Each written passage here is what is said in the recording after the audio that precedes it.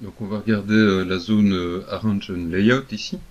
Donc je vais prendre tous les UV Shell ici. Je vais commencer avec le Gather Shell qui lui va simplement rassembler nos UV Shell dans le carré U1 V1. On a le Unstack Shell qui va éventuellement, donc si j'ai certains shells qui sont retournés, le Unstack Shell il a une option qui permet ici de simplement retourner tous ceux qui sont renversés et de les réaligner. Alors on a l'outil de distribution ici qui nous permet de distribuer les shells par ordre de taille, soit vers la droite, soit vers le haut, vers le bas. Donc je vais rassembler de nouveau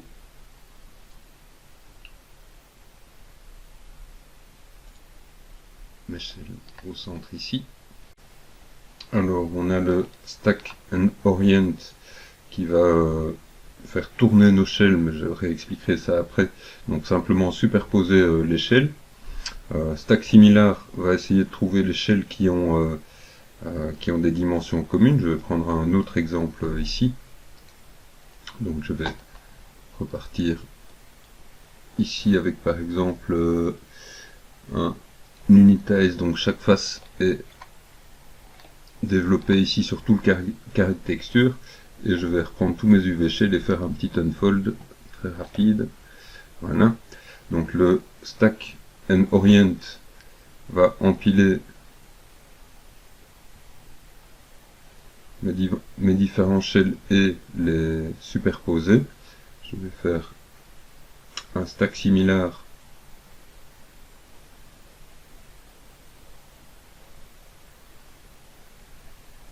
et cette fois je vois que j'ai deux groupes ici. Donc j'ai tous ceux qui sont rectangulaires et ceux qui sont carrés, ceux de petite taille et ceux de grande taille. Donc je pourrais ici faire un petit set ici pour, j'aurais pu le faire sur tous, qui va me remettre tous les UV Shell avec une même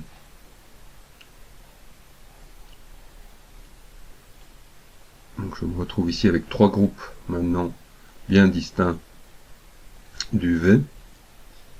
Donc un UV qui est partagé par tous les grands carreaux, un par tous les rectangles et un par tous les petits carreaux. Alors je vais aller regarder maintenant le Randomize Shell qui a lui aussi quelques options. Donc il y a l'idée que je pourrais utiliser ce Randomize Shell pour par exemple générer des rotations aléatoires, par exemple juste dans le sens, je vais sélectionner ici. Donc je peux générer des rotations aléatoires de mes shells pour donner par exemple de la variation. Je pourrais aussi les disperser.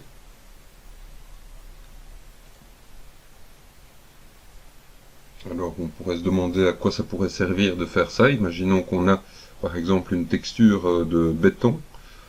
Ça pourrait être un moyen que chacun des carreaux vienne chercher une portion différente sur une texture uniforme de béton.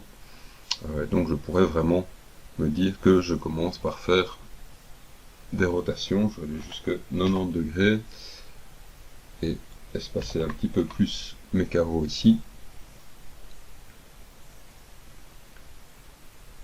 Et donc créer comme ça une dispersion sur ma texture de mes différents carrés ici. Alors je peux jouer aussi avec des mises à l'échelle. Donc je pourrais faire en sorte que les carreaux prennent des portions différentes d'un dégradé par exemple. Donc et je pourrais utiliser après soit le layout, soit le unstack pour déjà disperser tous mes éléments si je les veux sur un carré. Donc si je fais un stack shell, je vais tous les rassembler. J'ai vu le stack and orient mais pas le stack simple. Donc ici le stack simple va simplement superposer tous mes éléments. Le stack and orient va les redresser selon un des axes le plus probable. Voilà, donc c'est toutes sortes d'opérations stack similar va me les remettre à la même échelle. Donc c'est toutes sortes d'opérations qui peuvent être utilisées pour typiquement voilà, faire varier par exemple ce genre de répétition. Donc si je me retrouve avec un développement de personnages et des choses qui sont superposées, voire retournées, etc., je peux commencer par déjà, dans un premier temps, sélectionner tous mes UV Shell et les disposer comme ça ou en ligne. Donc ça pourrait être une première étape pour y revoir un peu clair. Alors, ici, ben, je me rends bien compte que la densité Texel n'est pas identique, donc je pourrais décider soit d'une densité Texel qui est uniforme pour toute ma scène que j'ai définie, et je vais remettre tous les shells à la bonne densité Texel, et du coup les réorganiser.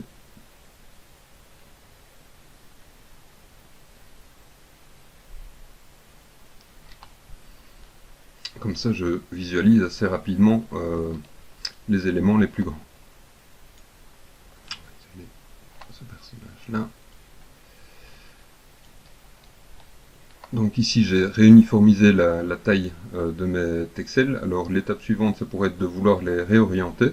Je vais essayer avec l'Orient Shell qui fonctionne relativement bien, mais pour certaines parties qui ne fonctionnent pas forcément comme je le veux. Donc on voit ici que ça a bien redressé selon l'axe central. J'aurais pu également prendre toute la boucle du milieu et faire un Orient to Edges qui a priori c'est parfois mieux de le faire juste par rapport à un seul edge, mais donc ça va m'assurer si mon UV Shell est en rotation, l'Orient to Edges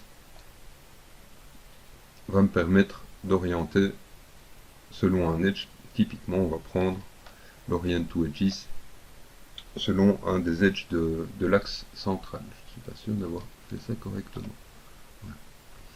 Alors, donc je pourrais utiliser l'Orient to Edges pour redresser ma jambe comme je le désire. Alors je vais voir aussi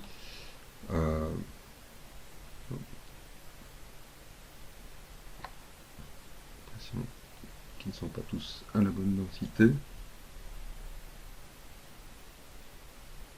Voilà, une jambe qui n'était pas sélectionnée. Donc je pourrais utiliser plus tard les outils de symétrie pour remettre la deuxième jambe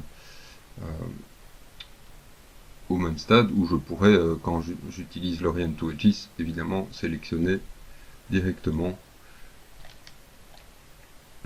des edges symétriquement pour avoir un résultat similaire. Alors je vois ici que pour mes bras qui sont à l'origine qui ont été redressés différemment par l'Orient to Edges, je pourrais utiliser mes rotations ici par angle de 90 degrés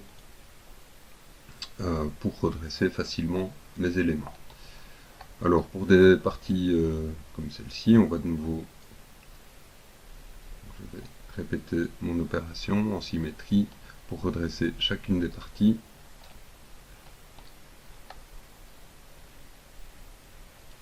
Je peux y aller avec la touche G.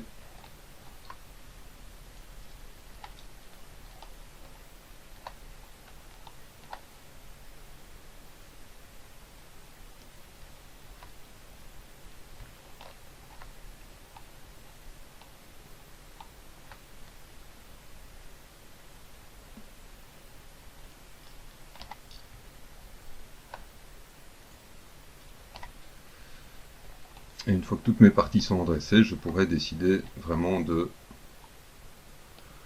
leur donner un sens en UV Shell avec cette rotation à 90 degrés. Par exemple, lever les doigts vers le haut, lever les pieds vers le haut, les jambes ont l'air bien orientées, et chaque fois avec la touche G, je fais plusieurs rotations successives jusqu'à arriver à quelque chose qui a du sens.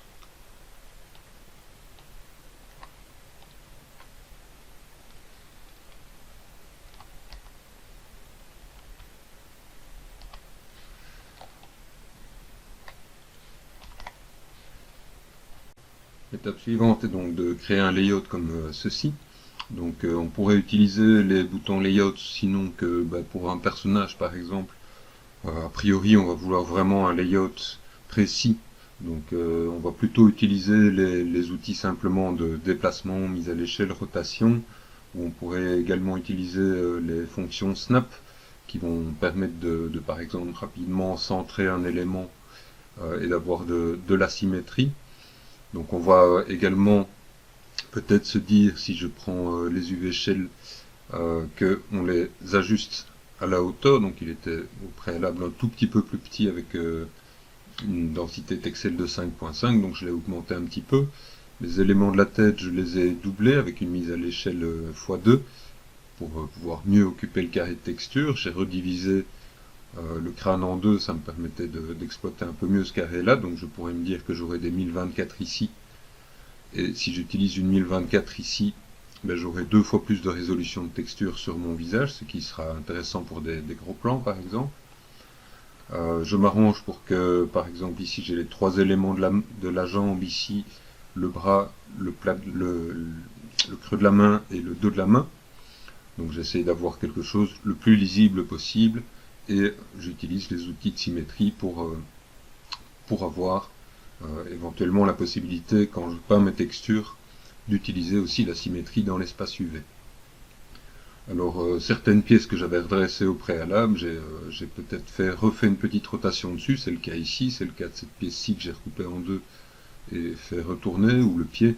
Donc voilà, l'idée est d'utiliser au mieux les carrés de texture et de bien rendre lisible le développement pour un travail plus facile dans les UV, dans Substance Painter. Donc on va pouvoir vraiment ici utiliser tous les outils qu'on a vus au préalable. On va à présent regarder les commandes de layout. Donc on a d'abord le layout selon U ou V qui est vraiment très simple à comprendre, qui va simplement disperser les UV shells les uns après les autres en les arrangeant. Donc on peut imaginer qu'il y a un carré autour, une bounding box autour de chaque UV shell et il les dispose simplement par ordre de taille selon U ou selon V. Donc il n'y a vraiment rien de très compliqué ici. Donc on va regarder maintenant l'opération layout, donc qui permet de disposer les éléments, d'arranger les éléments dans le carré U1V1 ou ailleurs. Alors on a toute une série d'options. Tout d'abord on voit qu'il existe une ancienne version du layout et une nouvelle version. On va regarder uniquement la nouvelle. Que toujours il faut que notre géométrie soit correcte, donc on est placé avec l'outil cleanup, qu'on est corrigé avec l'outil cleanup par exemple. Alors ici c'est vraiment une histoire, on peut imaginer que Maya fait un jeu de Tetris ici avec les différents UV shells, et donc il va travailler sur une grille de 256 par 256 sur le carré de texture. Donc si la résolution est plus fine, il trouvera peut-être des résultats plus subtils, mais si on augmente la taille de notre résolution ici pour le packing des UV, ça prendra évidemment un peu plus de temps. Donc on pourra répéter l'opération ici avec le nombre d'itérations et il fera comme ça plusieurs tentatives successives pour arriver à un résultat de plus en plus réussi, de plus en plus compacté. Alors on aura la possibilité, quand on a plusieurs objets, soit de faire le layout de chaque objet séparé ici, donc les UV de chaque objet vont superposer, donc ils vont être chacun dans le carré U1V1 mais superposés les uns sur les autres, ou alors on peut décider, si on a plusieurs objets, de les disposer sur un ou plusieurs carrés de texture. Alors on va regarder maintenant les rotations et les mises à l'échelle. Donc on a deux paramètres de rotation, un ici, et un paramètre de scale ici et un autre ici en dessous. Pardon. Donc on va commencer par je vais commencer par annuler la rotation ici et regarder ce qui se passe si je ne mets pas de rotation. Donc si je ne mets pas de rotation, il essaye de faire le packing. Donc ici les éléments sont trop grands, il n'arrive pas à le mettre dans le carré de texture, mais les rotations ont été respectées. Alors si j'autorise une rotation par exemple horizontale, qu'est-ce qui va se passer? Les éléments vont être considérés comme dans une bounding box, donc un petit rectangle, et placés horizontalement. Et non, si je mettais verticalement, ben, il serait placé verticalement. Si j'utilise un des trois choix ici en dessous, il va essayer de regarder comment les éléments sont orientés dans la scène et les aligner verticalement. Donc, cette fois, j'aurai une orientation verticale ici. Alors, donc j'ai autorisé cette première rotation ici. La deuxième rotation va permettre, si je choisis par exemple 15 ici, et que je fais le layout, ben, il va permettre des rotations éventuellement de 15, 30, 45 degrés pour trouver une meilleure organisation. Donc on pourrait décider de bloquer ça ne fût-ce qu'à 90 degrés. Et donc ça permettra d'avoir simplement des rotations horizontales ou verticales. Donc on pourrait également décider qu'on ne veut pas que ça tourne de plus de 90 degrés, donc on a aligné tout verticalement, et on ne veut pas des rotations qui fassent des demi-tours. Donc on se retrouverait théoriquement en faisant ça qu'avec des objets qui sont verticaux comme dans la scène ou horizontaux. Alors, si je regarde maintenant le prescaling, j'ai la possibilité, je ne sais pas si on le verra très très bien ici, mais si je me mets en préserve UV ratio, il va donc normaliser en gros, donc il va en tout cas garder les largeurs hauteurs des éléments.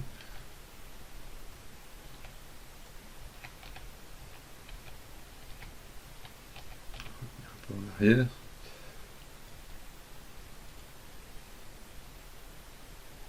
Et ici, il faut bien avouer que je ne sais pas où ils sont partis. Voilà. Donc ici, il a utilisé les dimensions de la scène, donc j'obtiens des ratios qui sont énormes, et donc ça c'est peut-être pas une très bonne idée.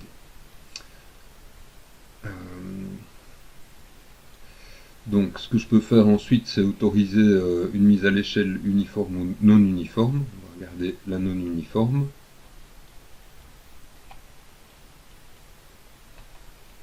Donc la mise à l'échelle non uniforme, on voit, permet des mises à l'échelle qui écrasent dans un sens, qui allongent dans l'autre. Donc on va se retrouver avec des rectangles sur certaines faces, donc c'est vraiment pas une très bonne idée. Donc il y a sans doute certaines faces sur lesquelles on a un étirement et des pixels qui ne sont plus carrés, donc c'est vraiment pas une très bonne idée ici. Je vais revenir un cran en arrière. Et on peut donc sinon autoriser les mises à l'échelle uniformes, ce qui fait qu'on se replace dans notre carré de texture, mais en préservant notre dépliement qui était donc correct, qui n'étirait pas nos pixels. Alors on arrive ensuite aux paramètres de padding, on peut les définir soit en pourcentage de, donc si je mets 0,1 par exemple, ça va correspondre à un carré de grille ici, donc un espace d'un carré de grille. Soit je les définis en pixels, et ici 16 pixels si on a 1024 pixels sur 1024 pixels sur notre carré de texture. Donc ici par exemple, si je définis un espacement de 16 pixels par 8 pixels ici, je vais me retrouver avec, si j'utilise une map de 1024 par 1024, une texture de 1024 de côté, je vais avoir 16 pixels d'espacement entre deux UV shell. On se souviendra que nos textures sont... les fichiers TX sont des fichiers MIPMAP et qu'on a donc des versions avec des niveaux où on va flouter les pixels du bord d'un shell avec les pixels voisins, et donc on a besoin de débordement de couleurs ici, ce qu'on peut faire facilement dans Substance Painter, mais donc il faut prévoir cet espacement au moment de faire le layout. Donc on peut par exemple, donc si je prenais une map de texture plus faible, 16 pixels, ce sera donc un écartement plus large, ça c'est tout à fait normal. Donc on peut typiquement mettre une valeur et la moitié pour le tail padding, étant donné que comme ça un tail un shell de ce tail là, donc de cet UDIM là, sera espacé de maximum 8 pixels ici et 8 pixels de l'autre côté avant de retrouver le shell suivant. Donc ensuite on va regarder dans quelle zone on vient distribuer. Donc dans un premier temps je distribue dans le carré 1,1 sur tout le carré, full square. Je pourrais aussi décider de faire juste la moitié supérieure, où j'ai donc tous les choix possibles. Si je prends par exemple bottom left, ce sera en dessous à gauche. Je peux également utiliser Custom et par exemple décider d'aller de U de 0 à 1 et de 0 à 3 en V, de 0 à 0,3 en V par exemple, et je vais faire un développement qui est donc prévu pour se limiter à ce premier tiers ici, en bas de mon carré de texture. Donc je peux vraiment choisir ici ce que je décide pour distribuer mes éléments. Alors je pourrais également décider, si je mets 3 par exemple ici, je vais distribuer sur 3 carrés UDIM, donc 3 en U et 1 en V. Si je mets 2, 2, je vais faire une distribution sur les 2 carrés en U, 2 carrés en V. Alors j'ai la possibilité aussi, je vais reprendre, je pourrais aussi décider d'utiliser la méthode Shell Center qui cette fois va me permettre, donc j'ai mes shells ici et leur centre est disposé à un certain endroit, et je pourrais décider par exemple si je fais ceci, je sélectionne tous mes UV shells, si je fais ceci, je vais distribuer sur cette même zone ici, mais en fonction de la position initiale des centres de mes éléments. Donc, ça permet ceci de déjà pré-ranger et de laisser ensuite le layout faire la disposition en mettant les éléments qu'on a choisis sur tel UDIM, tel UDIM ou tel UDIM. Donc on va regarder sur un exemple un peu plus concret comment fonctionner, comment travailler avec le layout. Donc j'ai ici toutes les parties qui sont vraiment visibles et ici les parties nettement moins visibles, donc c'est les parties qui sont à l'arrière, donc j'aurais pu même peut-être éviter de modéliser. Donc, je ne veux pas qu'elles prennent beaucoup d'espace dans mon layout ici. Alors je vais mettre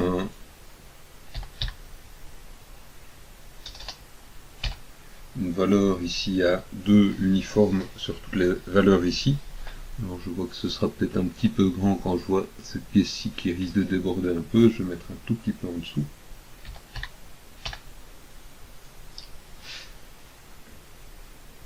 Voilà.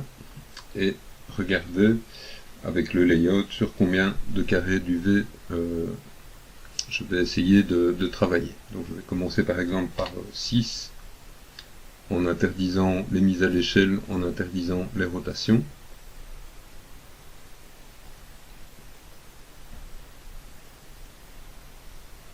J'aurais pu éventuellement commencer par ne pas mettre 50 itérations parce que ça prend tout de suite un peu plus de temps. Et donc je vois ici que je pourrais normalement travailler avec nettement. Donc je vais recommencer mon petit test avec juste 2-3 itérations. On va essayer sur 4. On va essayer même sur 3, voir si ça tient sur 3 parties. Donc là ça devient pratiquement bon. Alors ici je pourrais décider, donc je vois qu'il n'arrive pas exactement à mettre sur 3, donc je pourrais éventuellement décider d'autoriser des rotations qui seront juste un redressement à 90 degrés dans un sens ou dans l'autre. Donc ça cassera un petit peu les choix que j'avais fait de mettre tout vertical, mais voilà, ça peut malgré tout être utile. Donc on voit qu'il y arrive pratiquement mieux pour toutes les zones. Alors ici je pourrais m'autoriser peut-être une petite mise à l'échelle, étant donné que maintenant que j'ai plus ou moins déterminé le nombre d'UDIM dont je vais avoir besoin. S'il fait une mise à l'échelle, ce sera de manière relativement uniforme sur chacun des UDIM et on ne s'éloignera pas trop de notre densité de Texel, donc ça ne devrait pas poser trop de problèmes. Donc je vois ici maintenant qu'on arrive à un assez bon résultat. Je pourrais peut-être essayer maintenant de le faire travailler un peu plus longtemps pour voir s'il arrive à une meilleure solution. Donc on va voir sans doute une nouvelle disposition. Et donc on arrive à une disposition qui semble plus agréable. Donc on a en plus de l'espace ici maintenant qui va nous permettre de disposer nos petites pièces ici au-dessus. Donc je vais faire une disposition de toutes mes pièces ici par exemple dans cette zone-ci, ici au-dessus. Donc je vais distribuer sur un tile.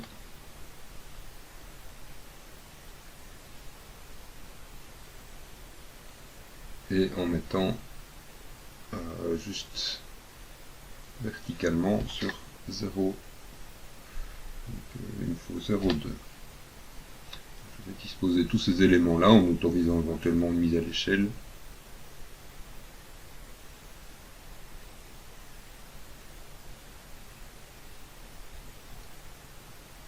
Et je viens les déplacer.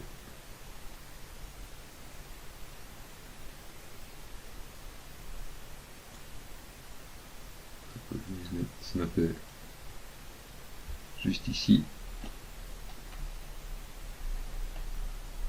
Et donc on va regarder maintenant exactement ce qu'on a fait. Donc j'ai ici tous les éléments qui semblent être, on va voir que en fait ils travaillent assez bien. Donc j'ai tous les éléments ici, on voit que il y a peut-être un élément isolé ici qu'on pourrait essayer de vouloir mettre ailleurs. Donc ici en dessous, je vais trouver pratiquement regrouper tous mes éléments plus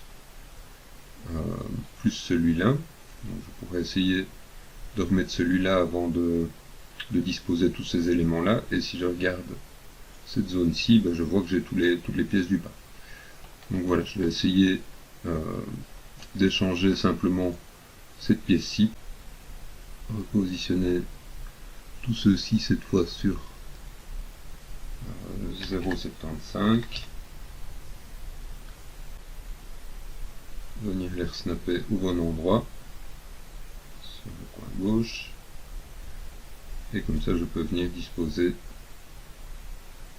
ma pièce ici, et donc elle sera située sur la même texture que tout le haut de ma cheminée ici. Donc ce qu'on voit ici, c'est que le layout fonctionne vraiment très bien, même quand on a plusieurs objets. On voit qu'il essaye de disposer les pièces de mêmes objets, de les disposer sur un même UDIM, donc ça fonctionne vraiment de manière très très efficace, et donc on arrive à vraiment une bonne occupation de notre espace UV. Voilà, comme j'avais encore un peu d'espace ici au-dessus et ici au-dessus, j'ai pris encore 2 minutes pour mettre les petites pièces cachées de l'autre côté. Donc on peut regarder maintenant le résultat. Donc si je masque mon maillage, on va vraiment bien voir les déformations. Donc ici, tout ce qui est masqué va utiliser une portion qui n'est pas trop importante de ma texture. J'ai une uniformité relativement régulière sur toute ma pièce. Alors j'ai autorisé, quand j'ai fait mon layout des rotations, donc j'ai éventuellement des pièces qui ne seront pas horizontales. Ça, c'est peut-être un petit peu dommage, mais je gagne de la texture comme ça. Donc comme je sais que sur ce genre de pièces, je n'ai pas vraiment de motif à écrire, etc. De toute façon, je suis quand même, si j'en avais besoin, perpendiculaire. Donc voilà un développement qui occupe assez bien l'espace sur 3 UDIM pour toute la cheminée. Et donc on peut imaginer que si je prends par exemple la hauteur de cet élément-ci, une texture donc si je fais un rendu de ma cheminée sur une hauteur de 1000 pixels, si je veux avoir 1000 pixels ici, il faudra une texture de 1048 par 2048, et je devrais être bon ici. Donc je pourrais éventuellement encore utiliser pour vérifier mes outils de mesure comme on avait vu. Et donc vite fait, en prenant 2 UV, on trouve l'outil de mesure ici qui va nous dire qu'une texture 2048 va nous donner 1000 pixels sur cette pièce-ci, entre ces 2 UV-ci. Voilà. Voilà pour le calcul de la densité qu'il nous faut. Donc, ceci termine cette vidéo. Alors je vais encore faire une vidéo qui parle des UVC, peut-être de quelques propriétés des UV par rapport à la géométrie.